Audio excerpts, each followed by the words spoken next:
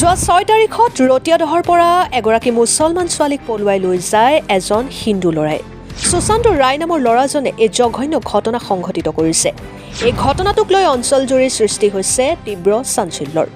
যদি মুছলমান ল'ৰাই হিন্দু ছোৱালীক পলুৱাই লৈ যায় তেতিয়াহ'লে নাম দিয়ে লাভ জেহাদ। এতিয়া হিন্দু ল'ৰাই মুছলমান ছোৱালীক পলুৱাই লৈ গ'ল, এতিয়া কি নাম দিব আপোনালোকে? এইটো লাভ জেহাদ নহয় নেকি? এতিয়া ঘূৰি আহোঁ মূল কথালৈ। আজি ২৬ দিন উকলি গ'ল দুৰ্বৃত্তই ছোৱালীগৰাকীক অপহৰণ কৰি লৈ যোৱাৰ। ভুক্তভোগীয়ে আগমনী থানাত এজাহাৰো দাখিল কৰিছে, কিন্তু দুখৰ বিষয়ে আগমনী আৰক্ষীয়ে এতিয়ালৈকে সন্ধান উলিয়াব পৰা নাই ল'ৰা ছোৱালীৰ। ভুক্তভোগীৰ ভাষ্যমতে বিৰোধী পাৰ্টিৰ পৰা টকা লৈ হাত সাৱটি বহি থকাৰ অভিযোগ উত্থাপিত হৈছে আগমনী থানাৰ ভাৰপ্ৰাপ্ত বিষয়া প্ৰণৱ কুমাৰ ডেকাৰ বিৰুদ্ধে।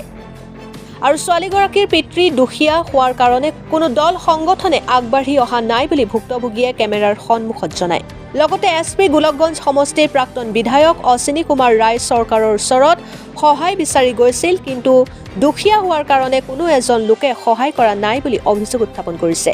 আগমনী আৰক্ষীক সকীয়াই দিয়ে যে 7 দিনৰ ভিতৰত যদি ছোৱালীগৰাকীৰ সন্ধান উলিয়াব নোৱাৰে তেনেহ'লে ভুক্তভোগীয়ে পৰিয়ালসহ আহি আগমনীৰ থানাৰ সন্মুখত আত্মহত্যা কৰিব বুলি সকীয়াই দিয়ে আগমনী আৰক্ষীক। লগতে অসমৰ মুখ্যমন্ত্ৰী হিমন্ত বিশ্ব শৰ্মাক পৰিয়ালৰ কাটৰ অনুৰোধ যাতে ছোৱালীগৰাকীক সোনকালে উদ্ধাৰ কৰি দিয়ে। আগমনীৰ পৰা বিজু ৰয়ৰ ৰিপৰ্ট, অৰুণোদয় আছাম।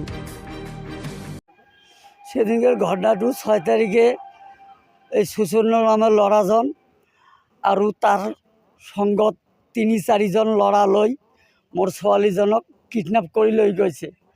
তাৰপিছত সেইদিনাই মই থানা আহিছিলোঁ। থানাত আজি OC ছাৰক এজাহাৰ দিছিলোঁ। OC ছাৰে আজ অবধি কোনো ধৰণৰ একশ্যন লোৱা নাই। বিৰোধী পাৰ্টিৰ টকা পইচা খাই আমাৰ লোকেৰ দুখীয়া মানুহ মোৰ একশ্যন একোই লোৱা নাই।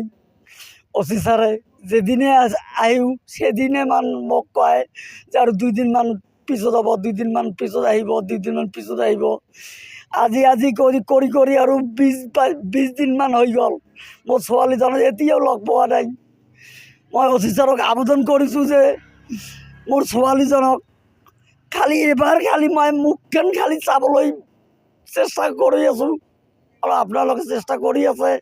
মই ছোৱালীজনৰ মুখখন দৰ্শন কৰিম। এতিয়াও OC ছাৰে কোনো ধৰণৰ একশ্যন লোৱা নাই। মিছ জেনিফাৰ ইয়াসমিন, বয়স 18 বছৰ 7 মাস হয়েছে স্যাৰ।